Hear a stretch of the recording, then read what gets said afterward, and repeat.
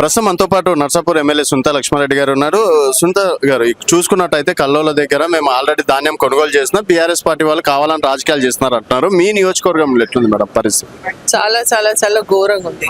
ఎన్నడూ లేని విధంగా ఈ రోజు రైతుల పరిస్థితి దయనీయమైనటువంటి పరిస్థితిలో ఉన్నారు. నిజంగా కూడా కేసీఆర్ గారు రైతులను కడుపులో పెట్టుకొని చూసుకుంటే ఈ రోజు కాంగ్రెస్ ప్రభుత్వం వాళ్ళ కళగండ్లను చూస్తా ఉంది.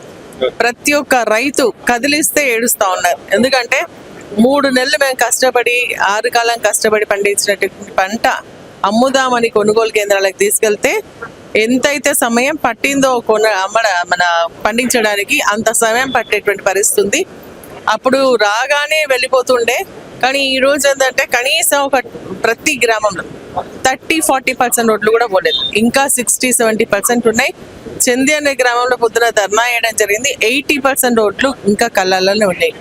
ఎందుకు ఈ దయనీయమైనటువంటి పరిస్థితి అర్థమవుతారంటే కాంగ్రెస్ పార్టీకి ఒక చిత్తశుద్ధి లేదు, రైతుల పైన ప్రేమ లేదు, రైతు వ్యతిరేక ప్రభుత్వం లేదు. ఎందుకంటే ఎంత పంట వస్తుంది, దానికి ఎన్ని కొనుగోలు కేంద్రాలు పెట్టాలా, ఏ విధంగా ఏ రైస్ మిల్కి ఇవ్వాలా, రైస్ మిల్లర్స్ ప్రాబ్లం ఏంది, రైతుల కష్టాలు ఏంటి అని ఆలోచన చేసి స్టేట్ లెవెల్లో ఒక్క మీటింగ్ కూడా ఇంతవరకు పెట్టలేదు. ఆ మీటింగ్ పెట్టకపోగా సరైనటువంటి డైరెక్షన్స్ లేక కలెక్టర్స్ అధికారులు కూడా సరి అయినటువంటి పట్టింపు లేకుండా పోతా ఉన్నారు. దానితో ఈ రోజు కూడా మేము వెళ్ళేసి రావడం జరిగింది. వర్షంలో విపరీతమైనటువంటి బడ్లన్నీ కూడా నానిపై రైతులు ఏడుస్తున్నారు. కాంట పెట్టినటువంటి ఏవైతే అంటే మన కొనుగోలు చేసినటువంటి సెంటర్లో సంచులలో నింపి పెడితే వర్షం పడి మొత్తం ఇట్లా పైన ఈ రోజు కూడా ఒకవేళ అది తీసుకొని పోకపోయినట్టయితే మొలకలు వస్తాయి మళ్ళీ అది రైతు మీదే పడుతుంది. ఈ రోజు పోతే వాళ్ళు అదే చెప్తా ఉన్నారు. ఇక్కడ 2.5 కిలోలు 40 సంచులకు తీస్తా ఉన్నారు.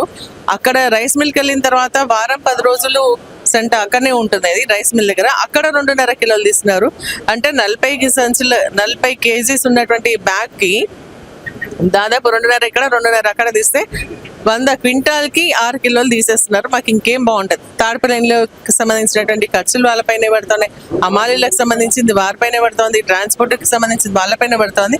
మాకేం మిగులుతుంది అని చెప్పేసి రైతులు బాధపడుతూ ఉన్నారు. ఇది పూర్తిగా ప్రభుత్వం ఒక వైఫల్యం. మేడం, గతంలో కేసీఆర్ ఉన్నప్పుడు కూడా కళ్ళల దగ్గర రైతులు ఆత్మహత్యలు చేసుకున్నారు, అవి కళ్ళకు కనపడట్లేదా? ఇంకోటి ఈ రోజు 500 పంట బోనస్ కూడా ఇస్తున్నాం కదా అని చెప్పేసి వాళ్ళు అంటున్నారు. ఒక్కసారి ఈ ప్రశ్న అడుగుతున్నటువంటి ప్రభుత్వ అధికారులను కానీ లేదంటే మన కాంగ్రెస్ పార్టీ నాయకులను కానీ మా వెంట ఊర్లోకి రమ్మని చెప్పేసి నేను వాళ్ళని సవాల్ చేస్తా ఉన్నాను. బోనస్ పోయినసారి బోనస్ ఇవ్వలేదు, ఈసారి బోనస్ ఇచ్చేటువంటి పరిస్థితి లేదు, రైతు బంధు ఇవ్వలేదు. ఇప్పుడు 2 ఎకరాలకి ఇచ్చేసి మొత్తం ఇచ్చేసామని దులుపుకుంటున్నారు. ఆ రోజు ఏం పరిస్థితులు ఉందో ఈ రోజు చాలా చాలా ఘోరమైనటువంటి పరిస్థితుల్లో ఉన్నారు. కాంగ్రెస్ పార్టీ రైతుల గురించి పట్టించుకుంటలేదు. ఎక్కడ కూడా రైతుకు సంబంధించినటువంటి సమస్యలు పరిష్కరించాలన్నటువంటి ఆలోచన కానీ తపన కానీ లేదు. ఎంతసేపు ఏంటంటే ఇంద్రమైన్లు ఇనాగ్రేషన్ చేయాలా, ఎమ్మెల్యేస్ లేకుండా ఏదో ఒక కార్యక్రమాలు చేయాలని అనుకుంటున్నారే తప్ప ఈ రోజు ఉన్నటువంటి రైతు పరిస్థితిని గమనించి వారి సమస్య పరిష్కరించాలన్నటువంటి ఆలోచన ఎక్కడ కూడా లేదు. గతంలో లక్షల క్వింటాల పంట పండితే మనకు గోడౌన్ సపరేట్గా తీసుకున్నాం, రైతు వేదికలు పెట్టినాం, స్కూళ్ళలో పెట్టినాం, పౌల్ట్రీలో పెట్టినాం. మా దగ్గర అయితే మెదక్ జిల్లా కలెక్టరేట్లో పెట్టి రైతులను ఆదుకున్నటువంటి పరిస్థితి. ఈ రోజు 10% కూడా కరెక్ట్. మేడం, ఒక మహిళా ఎమ్మెల్యేగా చెప్పండి, ఈ రోజు మహిళలను కోటీశ్వరాలు చేస్తున్నాం, 25,000 అంగన్వాడీ కేంద్రాలు కావచ్చు ఇవన్నీ కడుతున్నామని చెప్పేసి సీతక్క గారు చెప్పారు. మేడం, నిజమేనా? అంగన్వాడీలు కడితే మహిళలు కోటీశ్వరులు ఎట్లయితారండి? అంతా కూడా మంత్రి గారికి తెలియకపోతే ఎట్లా నాకు అర్థమైతే లేదు. అంగన్వాడీలు అనేది చిన్నపిల్లలకు మహిళలకు సంబంధించి గర్భిణీ స్త్రీలకు పౌష్టికాహారం ఇచ్చేటువంటి కార్యక్రమం. అది కొత్త కార్యక్రమం కాదు. అవన్నీ ఇప్పుడు కొత్తగా జరిగేటువంటి కార్యక్రమాలు కాదు. గతం నుంచి అంగన్వాడీ ఉంది, అంగన్వాడీ బిల్డింగ్స్ ఉన్నాయి. కాకపోతే ఇప్పుడు మళ్ళీ కొన్ని లేనటువంటి ప్లేసెస్ లో మనం ఉపాధి హామీ పథకంలో కడుతున్నాం. మన రాష్ట్రంకి సంబంధించిన పైసలు చాలా తక్కువ, కేంద్రం నుంచి వచ్చేటువంటి నిధులతో కడుతున్నాము.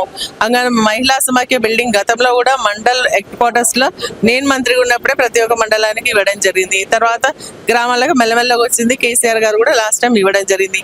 ఇప్పుడు ఇంకా కొన్ని లేని ప్లేసెస్ లో కొన్ని కడుతున్నాం, లేకుంటే పాత కూలిపోయిన ప్లేసెస్ లో కూడా కడుతున్నాం.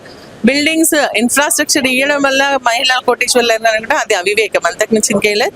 మహిళల్ని స్ట్రెంథన్ చేయండి, వాళ్ళకి ఇస్తామన్న పెట్రోల్ బంకులు ఇవ్వండి, బస్సులు ఇవ్వండి, లేకుంటే ఆర్థికంగా వారికి వ్యవసాయానికి సంబంధించిన కార్యక్రమాలు చేసుకునే విధంగా భూమి కొనియండి, పౌల్ట్రీ పెట్టండి, మన డైరీ ఫామ్ ఇవ్వండి, ఇంకా వాళ్ళ వస్తువులు అమ్ముకోవడానికి అన్ని విధాలుగా సహకరించండి. అప్పుడు కోటీశ్వర్లు అయితే తప్ప మాటల్లో కాదు చేతల్లో చూపించాలని చెప్పేసి నేను తెలియజేస్తాను.